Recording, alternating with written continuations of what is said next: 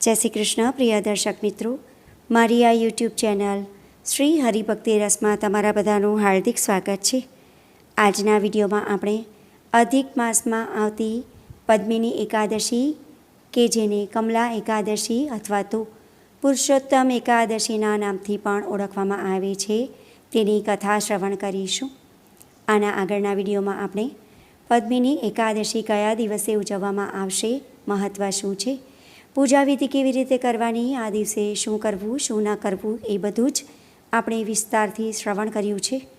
જો એ વિડીયો તમે શ્રવણ ન કર્યો હોય તો આ વિડીયોના અંતમાં હું એ વિડીયો આપી દઈશ. એના પર ક્લિક કરી અને તમે એ વિડીયો પણ શ્રવણ કરી શકો છો. ચેનલ શ્રી હરિ ભક્તિ રસ પર જો તમે નવા છો તો ચેનલને સબસ્ક્રાઈબ કરી લેજો, જેથી મારા આવનારા દરેક વિડીયોની તમને જાણકારી મળતી રહે. વિડીયો પસંદ પડે તો વિડીયોને લાઇક કરી બીજા લોકો સુધી વિડીયોનો પ્રચાર કરજો, જેથી બીજા લોકો પણ કથા શ્રવણ કરી શકે અને તે પુણ્યના પણ તમે ભાગીદાર થાવ. સૌ પ્રથમ આપણે પદ્મિની એકાદશીનું મહત્ત્વ શ્રવણ કરીશું, ત્યારબાદ આપણે કથા શ્રવણ કરીશું. જો તમે વ્રત કરો છો કે વ્રત નથી કરતા તો પણ તમારે આ કથા અવશ્ય શ્રવણ કરવી જોઈએ, જેનાથી તમે પુણ્યના ભાગીદાર થશો. પદ્મિની એકાદશી જે અધિક માસમાં આવે છે તેનું વિશેષ મહત્ત્વ એટલા માટે છે કારણ કે તે 3 વર્ષ પછી આવે છે. આમ તો એક વર્ષમાં કુલ 24 એકાદશી હોય છે, પરંતુ આ વર્ષે અધિક માસના કારણે કુલ 26 એકાદશી આવશે. તેમાંથી એક છે પદ્મિની એકાદશી.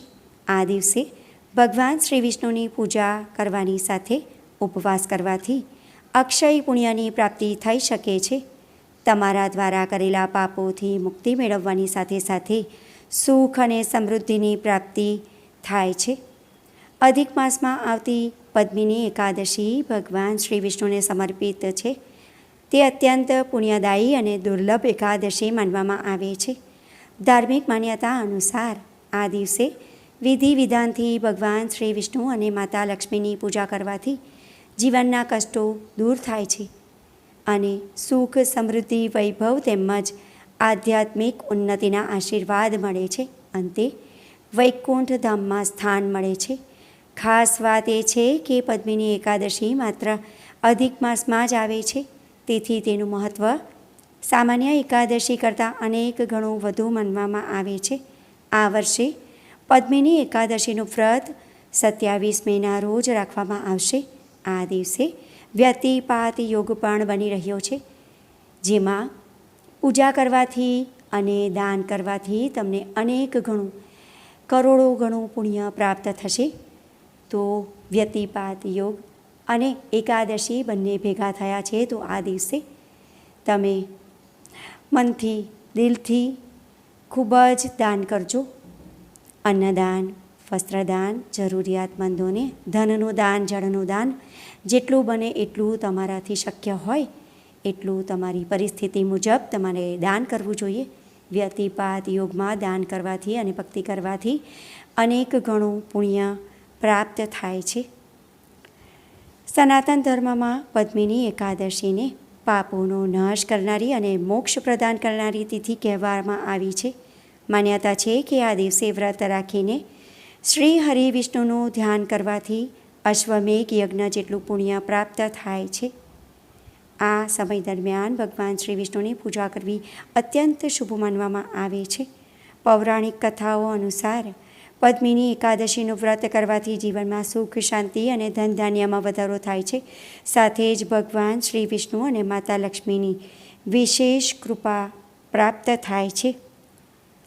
હવે આપણે પદ્મિની એકાદશી નિમિત્તે જે કથા છે તે શ્રવણ કરીશું, તો તમે કથા ધ્યાનથી શ્રવણ કરજો. પૂજા કર્યા બાદ તમારે આ કથા અવશ્ય શ્રવણ કરવાની છે. તો બોલો શ્રી લક્ષ્મી માતાની જય, વિષ્ણુ ભગવાનની જય. કૃતવીર્ય ત્રેતાયુગમાં મહિષ્મતીપુરીના રાજા હતા. તે હયહય નામના રાજાના વંશજ હતા. કૃતવીર્યની 1000 પત્નીઓ હતી, પરંતુ તેમાંથી કોઈને પણ સંતાન નહોતું.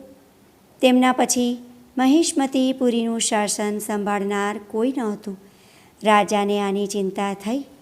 તેમણે તમામ પ્રકારના ઉપાય કર્યા, પણ કોઈ ફાયદો થયો નહીં. આ પછી રાજા કૃતવીર્યએ તપસ્યા કરવાનું નક્કી કર્યું. તેની સાથે તેની એક પત્ની પદ્મિની પણ જંગલમાં જવા માટે તૈયાર થઈ ગઈ.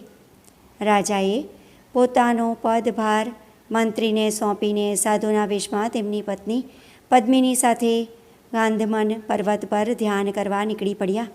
એવું કહેવામાં આવે છે કે પદ્મિની અને કૃતવીર્યએ 10,000 વર્ષ સુધી ધ્યાન કર્યું, તેમ છતાં પુત્રરત્ન પ્રાપ્ત થયો નહીં.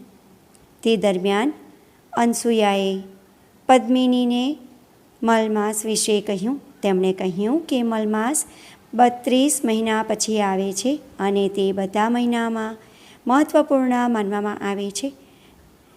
અધિક માસની શુક્લ પક્ષની એકાદશીનું વ્રત કરવાથી તમારી ઈચ્છા ચોક્કસપણે પૂર્ણ થશે, એવું તેમણે કહ્યું.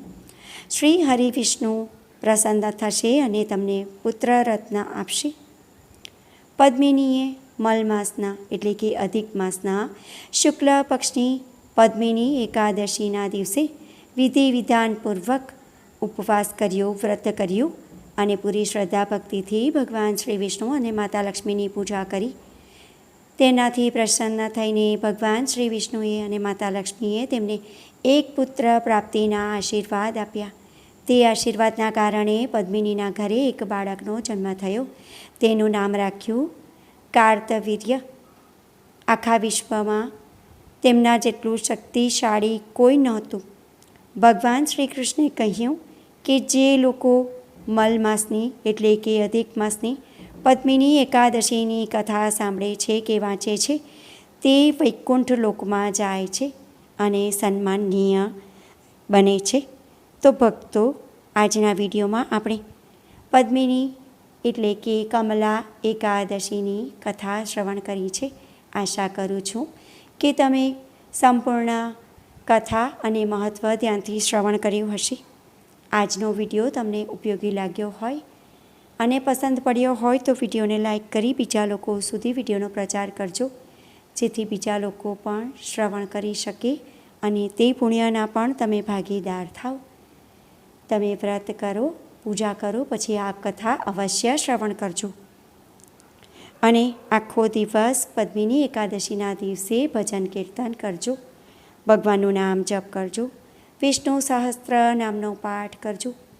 તમે વિષ્ણુ સહસ્ત્રના સ્તોત્રનો પાઠ પણ કરી શકો છો. માતા લક્ષ્મીના મંત્રો તથા 108 નામનો જપ તમારે કરવો જોઈએ. શ્રી સુક્તમનો પણ તમે પાઠ કરી શકો છો. ભગવાન શ્રી વિષ્ણુના 108 નામનો પણ તમારે જપ કરવો. કોમેન્ટમાં જય વિષ્ણુ ભગવાન, જય લક્ષ્મી માતા જરૂરથી લખજો. ફરી મળીશું એક નવા વિડીયો સાથે. ત્યાં સુધી બધા ભક્તોને મારા જય શ્રી કૃષ્ણ. જય વિષ્ણુ ભગવાન, જય લક્ષ્મી માતા. વિડીયો જોવા માટે ધન્યવાદ.